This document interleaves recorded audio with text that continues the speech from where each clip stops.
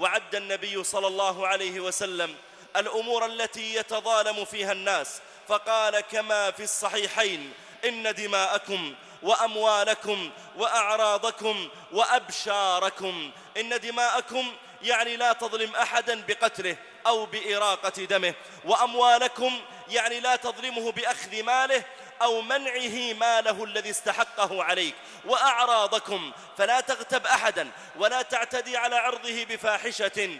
قال: وأبشاركم يعني البشرة، فلا يجوز حتى أن تلطمه أو أن تضربه. قال: إن دماءكم وأموالكم وأعراضكم وأبشاركم حرام عليكم كحرمة يومكم هذا في شهركم هذا في بلدكم هذا. وقال عليه الصلاة والسلام: لا تحاسدوا ولا تناجشوا ولا تباغضوا ولا تدابروا ولا يبع بعضكم على بيع بعض، وكونوا عباد الله إخوانا. المسلم أخو المسلم لا يظلمه ولا يخذله ولا يحقره. التقوى ها هنا، إلى آخر الحديث.